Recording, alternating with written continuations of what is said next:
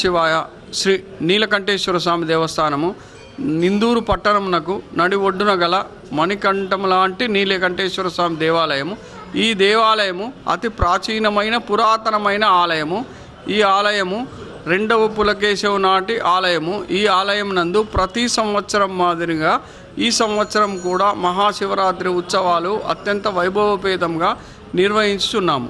అందులో భాగంగా పూలాలంకరణ, విద్యుత్ దీపాలంకరణ, బార్గేట్లు, నీటి వసతి, వైద్య వసతి, వివిధ రకాల భక్తులకు ఎలాంటి ఇబ్బందులు కలగకుండా ఈ యొక్క శివరాత్రి ఏర్పాట్లు చేస్తున్నాము.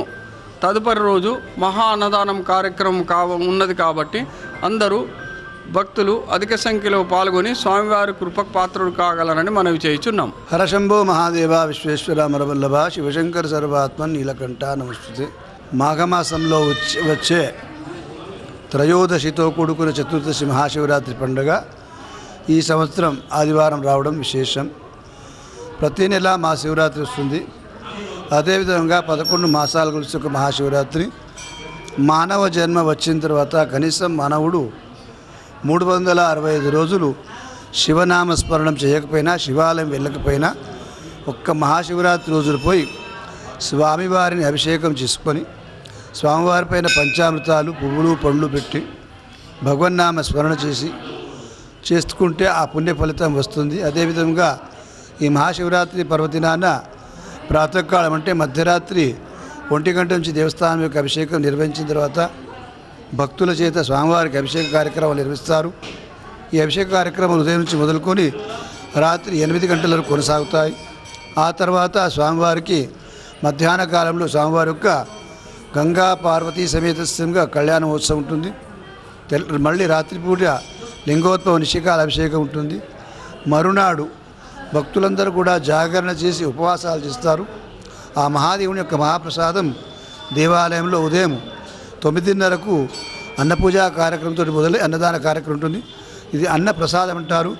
ఈ అన్నప్రసాదాన్ని దేవాలయంలో స్వీకరిస్తే మనం శివరాత్రి జాగరణ చేసి ఉపవాసం ఉన్న ఫలితం ఈ ప్రసాదం తినడం వల్ల వస్తుంది. కనుక భక్తులు అధిక సంఖ్యలో పాల్గొని ఆ మహాదేవుణ్ణి మహాశివరాత్రి పర్వదినాన మమ్మల్ని అందరినీ చల్లగా కాపాడు, హరహర మహాదేవ్ భోలా శంకర్ అంటూ దేవాలయ ప్రాంగణంలో వచ్చి శివనామస్మరణ చేస్తూ ఆ శివుణ్ణి తలుస్తూ రాత్రులు జాగరణ చేసి ఉపవాసాలు చేస్తే పుణ్య ఫలితం. ఇట్టి మహాశివరాత్రి పండుగ అందరూ కూడా శుభాభినందనం కలవాలి. అందరూ కూడా సుఖ సంతోష అష్టైశ్వర్య భోగభాగ్యాలతో ఉండాలని మనసారా కోరుతున్నాము.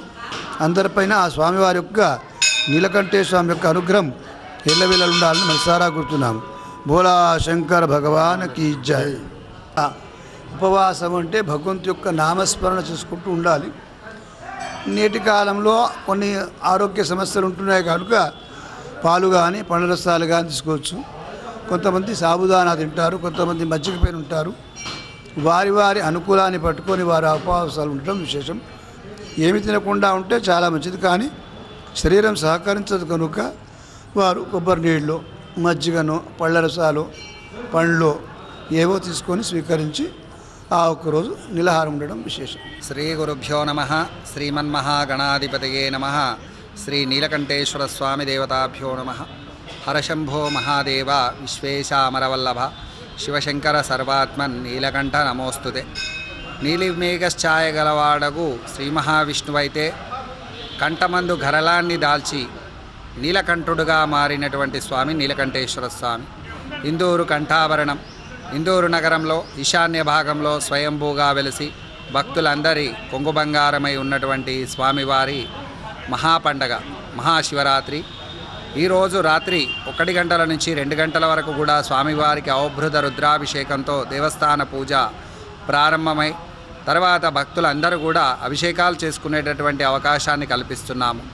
ఎప్పటి వరకు అంటే రేపు సాయంకాలం 8 గంటల వరకు కూడా ఇటు అభిషేకాలు చేసుకునేటటువంటి అవకాశం ఉంటుంది.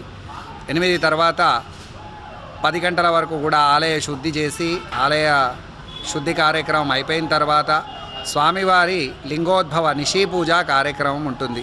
12 గంటలకు స్వామివారి లింగోద్భవ నిశీ పూజ నిర్వహించి తర్వాత 2-3 గంటల వరకు కూడా భక్తులందరూ కూడా దర్శనాలు చేసుకుంటూ ఉంటారు.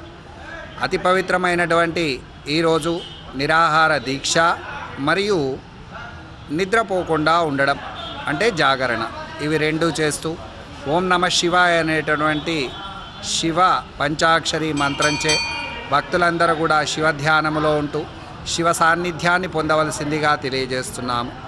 అలాగే ఈ ఉపవాస దీక్షను తెల్లవారి సోమవారం రోజు మళ్ళీ స్వామివారి దర్శనం చేసుకొని తీర్థం స్వీకరించిన తర్వాత ఇటు ఉపవాస దీక్షను విరమించాలి.